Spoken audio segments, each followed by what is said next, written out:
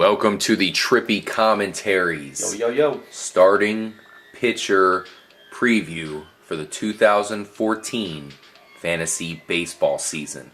This is a huge position. We all know that having a good rotation is key to winning your fantasy championship.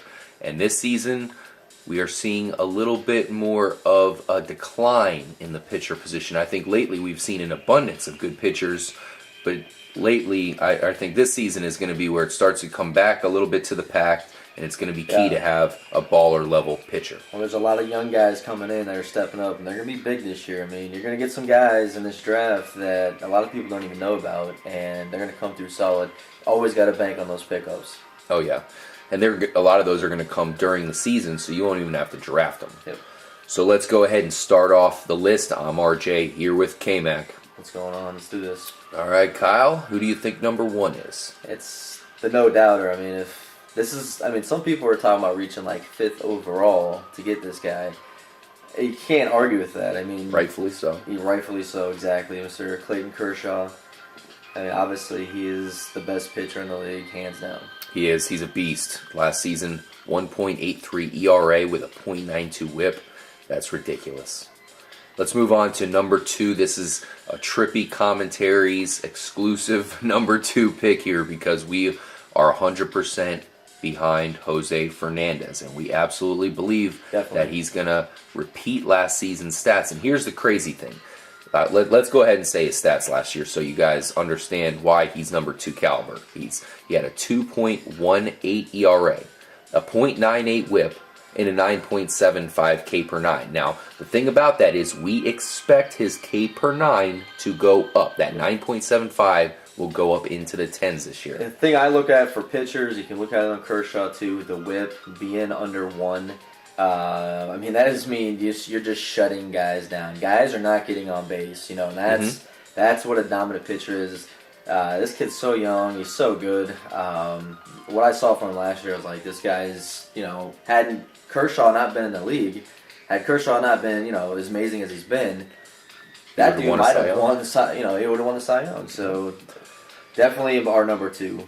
Absolutely, and you won't see that on their list. Bottom line as well is that's a very easy stadium to play in. Despite the fact that he's not going to have much help offensively, it's going to be hard for other players to hit home runs off of him. It's hard enough to hit just a hit off of him, and trying to lift it out of that huge stadium, good luck. That's a big ballpark there. Darvish has to be number 3. He throws so many strikeouts. His 11.89 K per 9 was crazy last season, extremely impressive. 277 strikeouts.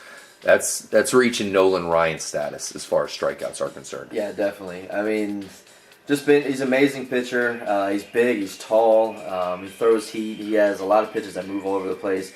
His changeup is absolutely nasty. Like every single pitcher who comes over from overseas, that they've mastered the art of throwing good sliders, good changeups, knowing how to strike people out. And Darvish, I mean, he could be another guy going for Cy Young this year. I could really see it. Texas, we've been talking about. We think so. I mean, American League, I think he's got that all to himself. I think you're going to have David Price and Felix, as well as the incumbent Cy Young winner Max Scherzer on his tail. But I think he's got that on a platter just waiting for him if he can throw out those kind of strikeouts this season. Right.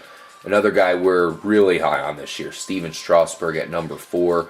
Definitely draft him, guys. He probably will go even lower than his stats will be worthy of. I mean, last season, 3.0 ERA, 1.05 whip, 9.39 K per 9. Look for all 3 of those to improve. I know that sounds crazy. I agree. But, I mean, this guy's a beast. Yep.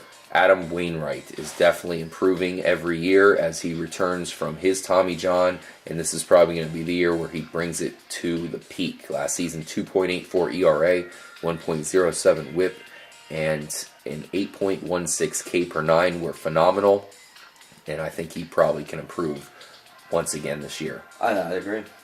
Cliff Lee has to be number 6. This guy's a complete machine for the Philadelphia Phillies. He might have a hard time getting wins this year for the Phillies, but a 2.87 ERA, 1.01 whip, and 8.97 K per 9 that's just no joke. and he can be your ace. He's probably one of the most consistent pitchers we've seen in a long time. Every year, year in, year out, he always comes through. Another one of those pitchers, man. Nasty changeup. That's key in baseball now. It's where you get all strikeouts. Yeah, absolutely. And he's a lefty, so that's key as well. David Price. I'll say the other lefty. I was just guessing that was coming next. Tampa Bay Rays, he will start opening day for that team, which is saying a lot. They are loaded with young talent. Now, he had 44 days on the DL last season. We all know that he started off the season pretty bad, went on to the DL for 44 days.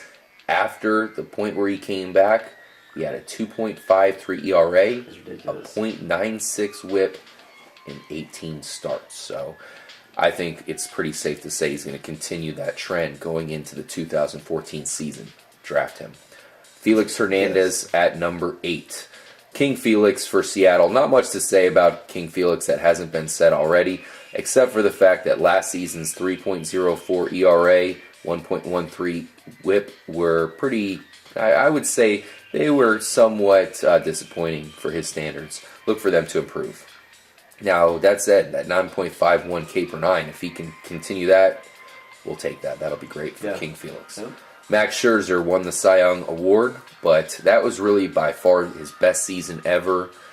Do you think he can repeat just on that level? Is he going to be able to repeat that Cy Young season? I mean, a lot of guys never even ever have a season that good. To repeat it's not easy for anybody, even for these guys. If they've done it one time, doesn't mean they're going to do it again. I think he's going to be good. I think Verlander bounces back this year and actually reclaims that number one starter role that he had. But I think they're both going to be successful. This team is still going to be, their pitching staff is going to be amazing this season. See Detroit to be contenders again next year or for this season. Man, they're so loaded. Yeah. Definitely one of our favorites. And I think to sum up Max Scherzer, we see him not as a top 5 pitcher, but as a top 10 pitcher. Oh, definitely. So, we don't want to completely say that we don't believe in him. It's just that season last year was magical. Madison Bumgarner comes in at number 10. This guy is a future beast. I mean, we're seeing it right now.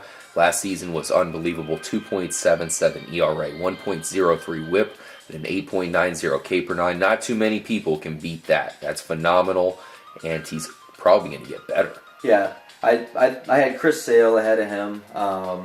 On my list that I did. If he stays healthy, he's a beast as well. Chris Sale, yeah, I think he's one of those pitchers that's going to bounce back. He's going to be a guy that you're glad that you have, every single week to throw in your lineup. Sure. Number 11 is Justin Verlander. That's another guy that we think is really going to bounce back. Last season, his stats were not that bad. 3.46 ERA and an 8.95 K per 9. We'll take that. It's just his whip completely fell through the roof. 1.31 whip. That's not acceptable. But that probably will be flukish by the time this season is over. Anibal Sanchez, man, this guy is really transformed into a monster. Yeah. Another guy. This is the third pitcher we've mentioned for the Detroit Tigers. It shows you what kind of shape their rotation's in. His stats last season were phenomenal. 2.57 ERA, 1.15 whip, and 9.99 K per 9. I was going to say, he was getting a lot of strikeouts. The thing that we always talk about here, kind of our method is to go for these pitchers that do have the high strikeouts per 9 innings. Yeah. Usually equates to other stats that are really good as well. Yeah, we're very high on the K per 9 statistic here, especially as far as fantasy baseball is concerned. Yep. Rounding out the top 13 is your boy Chris Sale for the White Sox, Kyle. Yeah. Now, I got to say, last season was great. The one thing I'm worried about, because look at it, he had a 3.07 ERA, 1.07 whip, and a 9.49 K per 9. That's great.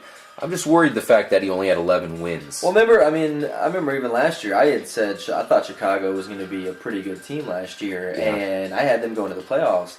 And there was a lot of hype ahead of time because you have a good pitching staff, you had some good hitters, and they just fell apart. And I think he was victim to that. I think they're going to bounce back. Yeah, absolutely. Number 14, Zack Greinke. We've seen him win Cy Youngs in the past. Yeah. Definitely a great pitcher and for a pretty good team there. He's got a great teammate there in Clayton Kershaw. I'm sure Zack Greinke will have another great season. 2.63 ERA, 1.11 whip, 7.50 K per nine was pretty low last season. I think that K per nine will probably rise. Yeah, I agree. Number 15. All right, here we go. I'm going to attempt saying this guy's name. Masahiro Tanaka for the New York Yankees. Now, this is what I know a lot of you guys are not familiar with this player. You see him on your list. He looks fancy, but you have no stats to really base him off of, so you don't know what to make of him. So I will give you my official projection for Tanaka's statistics for this season. I think you'll see him with a 3.30 ERA, a 1.20 whip, which I'm basically indicating his whip might be a little bit on the high side, but I think he will break the 9 K per 9 mark there. So I mean, I can explain it. He is exactly like Hisashi Iwakuma.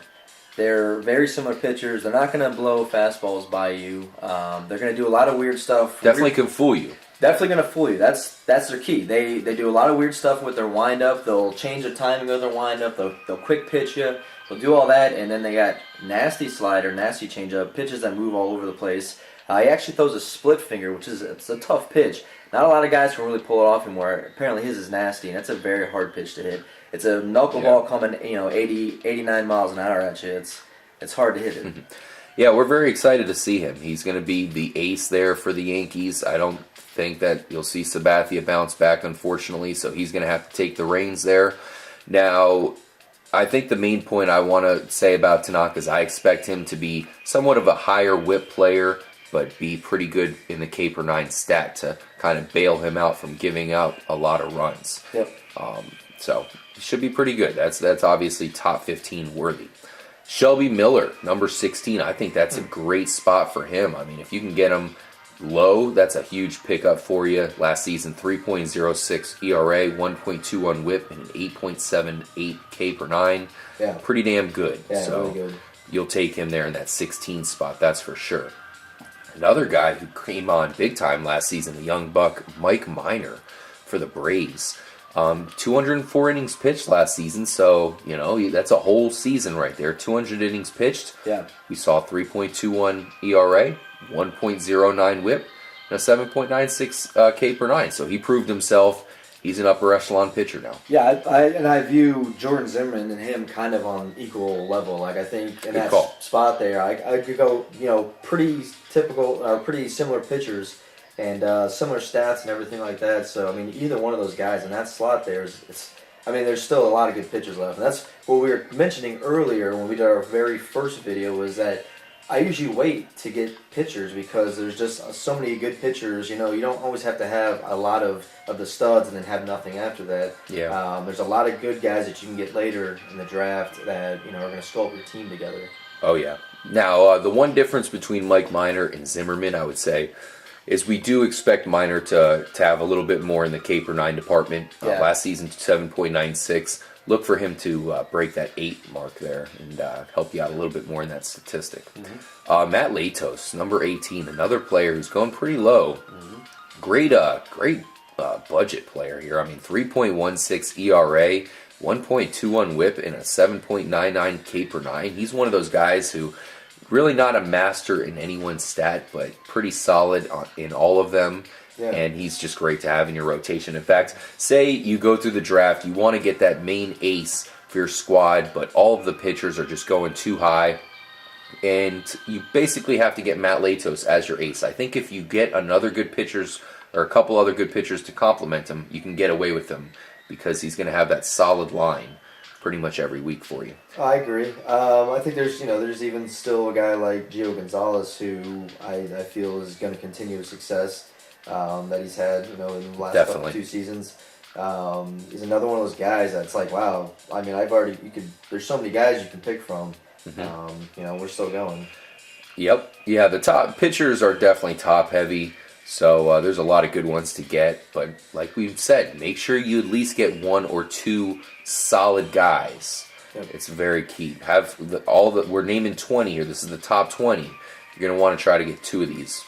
And that should probably be good. I mean, 3 if you get a chance, but 2 is really where you want it. That's the number you want to go towards. Rounding out the top 20, you have number 19, Alex Cobb. We expect huge things out of him. He could possibly make the top 10. I mean, look at his stats last year. 2.76 ERA, 1.15 whip, and an 8.41 K per nine. There's not a damn thing wrong with that. No, not at all. Homer Bailey at number 20, Mr. No-hitter over there in Cincinnati, 3.49 ERA, 1.12 whip, 8.57 K per nine, and he is still improving. So, yeah. I mean, I think a guy that was left out that I feel should be in is James Shields. Yep. That's the kind of guys we're talking about. You want to get one of these guys that are gonna pitch over 200 innings for the season. They're gonna come in at a 3-something ERA, and they're gonna have a lot of strikeouts. They're gonna get some wins, and that's these dependable guys that you want. I think he's definitely a guy that, I mean, shoot, if you get him at 21, then that's big time value. And two more guys I do want to give an honorable mention to. Of course, you mentioned James Shields, Gio Gonzalez, and Jordan Zimmerman. Yeah. I also want to mention the Fister, Doug Fister, going to a new home in Washington for the Nationals. Look for him to bounce back and become an elite pitcher once again. And young Julio Teheran for the Atlanta Braves. He came out last year strong. Kind of fell off towards the end of the season. Just forget about the end. I think he'll bounce back strong. And another guy that I like, it's kind of a sleeper pick that if you can get him, if he's available, Michael Wacha. Good call. St. Louis. I think he's, from what I saw at the end of the season from him last year, he's set to be a primetime pitcher this year. Just see if he can bring it all together. Absolutely. So there you have it. If you guys need any other help with your starting pitcher conundrums, make sure to hit us up at TripComs at Twitter or on Twitter. And you can always leave a comment or hit us in the discussion page. We'll be happy to answer any problems or questions you can throw at us here at Trippy Commentary. So hopefully you guys enjoyed our starting pitcher preview for this year's fantasy season as we approach the draft. Make sure to check out all of our other videos. We previewed every single position for you guys. So enjoy and good luck. Peace out.